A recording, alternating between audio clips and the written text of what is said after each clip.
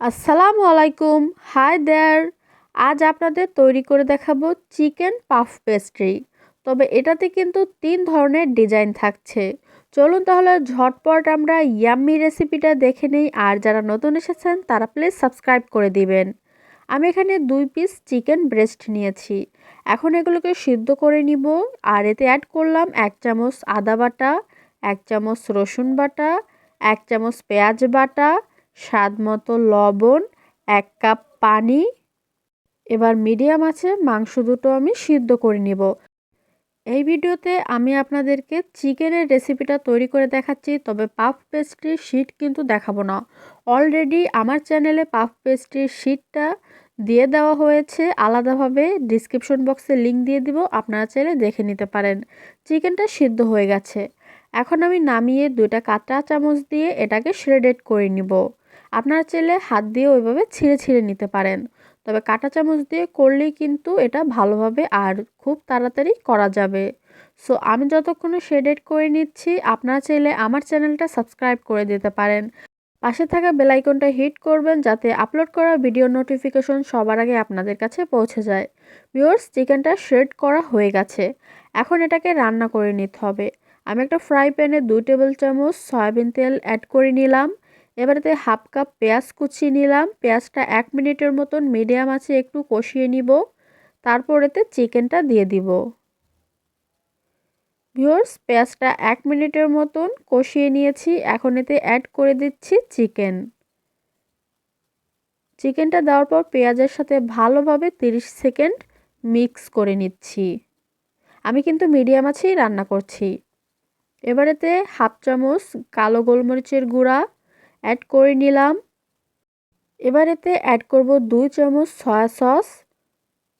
Soya সসটা কিন্তু বুঝেই দিবেন লবণের পরিমাণ, কারণ সয়া সসেও কিন্তু লবণ থাকে। তাই লবণ আর সয়া সসটা একটু ভালো মতন বুঝে তারপর অ্যাড করতে হবে।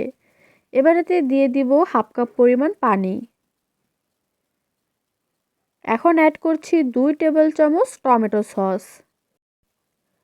এরপর এতে অ্যাড করব স্বাদ মতো চিনি। আমি এখানে 1 চামচ পরিমাণ চিনি দিয়ে দিব। আপনারা নিজেদের স্বাদ অনুযায়ী চিনিটা অ্যাড করে নেবেন।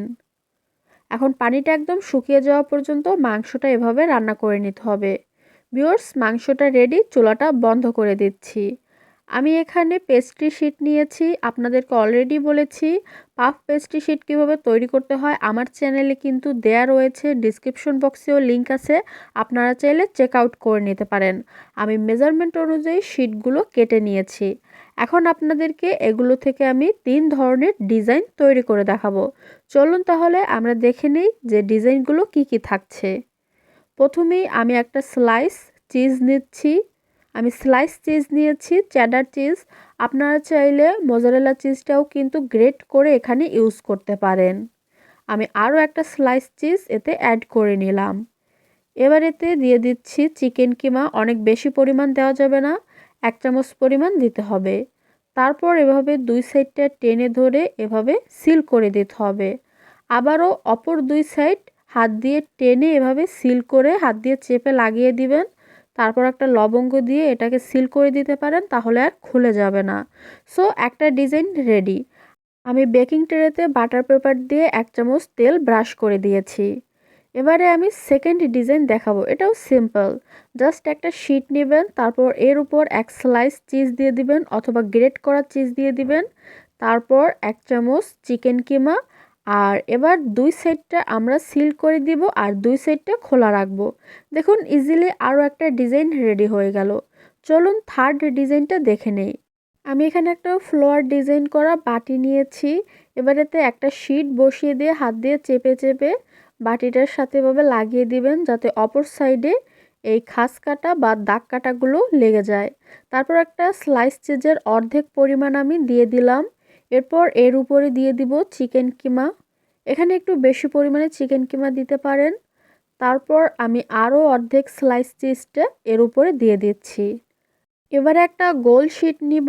তারপরে একটা বাটি বসিয়ে আমি এই বাটিটার শেপ অনুযায়ী গোলটা কেটে নিচ্ছি। একটু ছোট ধরনের বাটি নেবেন বা অন্য কিছু দিয়েও কিন্তু আপনারা উপরের এই গোলটা কেটে নিতে পারেন। গোলটা বসিয়ে দিয়ে হাত দিয়ে একটু চেপে চেপে লাগিয়ে দিতে হবে। এবার একটা ডিমের কুসুম আর 1 চামচ লিকুইড দুধ আমি ভালো করে মিক্স করে নিচ্ছি, এগুলোকে ভালো করে ব্রাশ করার জন্য। এভাবে কিন্তু আপনারা মিল্ক আর এগ ইয়োক বা এগের কুসুম দিয়ে এগ ওয়াশ করে নিতে পারেন, তাহলে উপরের কালারটা খুব সুন্দর আসবে।